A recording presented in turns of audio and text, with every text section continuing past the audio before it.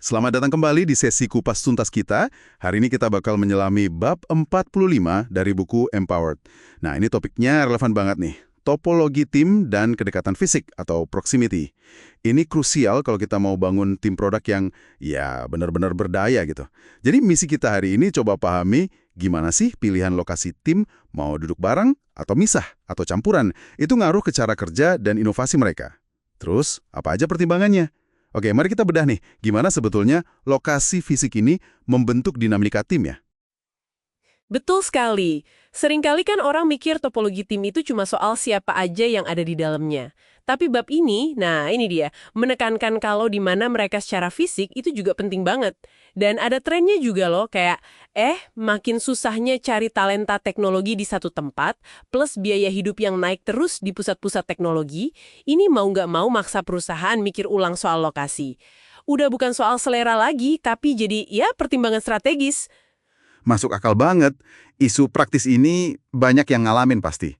Nah, di bab 45 ini kan kedekatan fisik dipecah lagi jadi beberapa dimensi ya. Bisa diurai sedikit? Kedekatan antara anggota tim. Ini intinya soal timnya co-located, duduk bareng, fully distributed, semua kerja remote, atau model campuran. Nah, sumber ini menggarisbawahi ada keunggulan signifikan kalau tim itu co-located, terutama buat kolaborasi yang intensif gitu, yang penting banget buat inovasi sama product discovery. Tahu kan proses buat bener-bener ngerti masalah user dan bikin solusi yang pas. Komunikasi spontan antara manajer produk, desainer, sama tech lead itu jadi lebih cair lah. Tapi ya jelas, ini tantangan kalau timnya misah-misah tempatnya. Iya kebayang sih bedanya. Terus yang kedua, kedekatan dengan manajer. Nah, kalau timnya mencar, manajernya ini jelas perlu usaha ekstra. Mesti lebih sering mungkin jalan-jalan nemuin tim, atau lebih banyak video call terjadwal, komunikasi juga harus proaktif. Ya intinya buat gantiin interaksi tatap muka harian itu, buat coaching, buat bina anggota timnya. Oke, jadi effort manager nambah ya? Pasti. Ketiga, kedekatan dengan tim produk lain. Kalau ada masalah gede yang butuh kerjasama lintas tim, ya jelas lebih gampang kalau deketan secara fisik. Tapi bukan berarti nggak mungkin kalau jauh. Cuma ya itu tadi, effort ekstra lagi, komunikasi lebih terstruktur, mungkin sesekali ketemu langsung. Atau pakai teknik kayak swarming gitu, jadi beberapa orang dari fungsi beda fokus bareng buat beresin satu masalah. Oh, oke. Swarming ya? Dan yang terakhir, keempat, kedekatan dengan eksekutif senior. Nah ini pengaruhnya agak tergantung budaya perusahaan ya.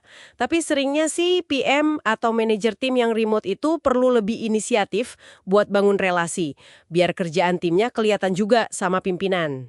Sip, jadi ada 4 ya. Sesama anggota tim, sama manajer, sama tim lain, dan sama eksekutif.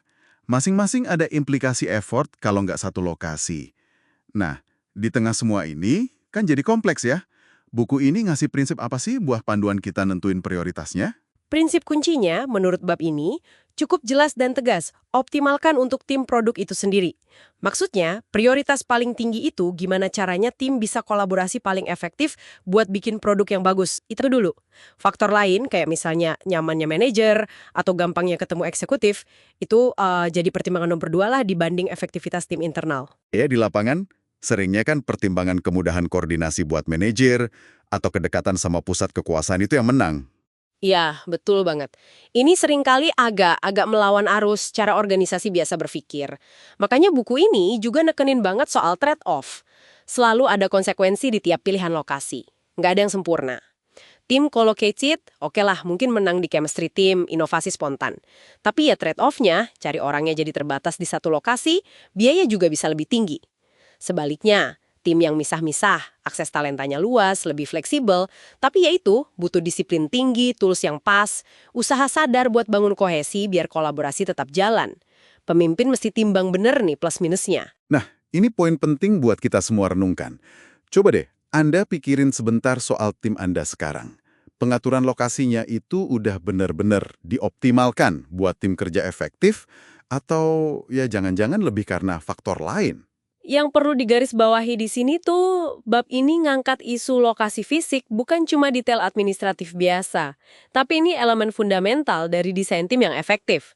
Ada konsekuensi nyata kecepatan, ke kualitas inovasi, ke kemampuan tim pokoknya.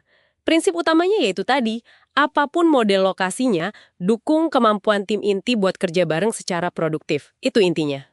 Jadi artinya buat Anda ini lumayan besar ya. Keputusan soal di mana dan gimana tim kerja itu bukan cuma logistik.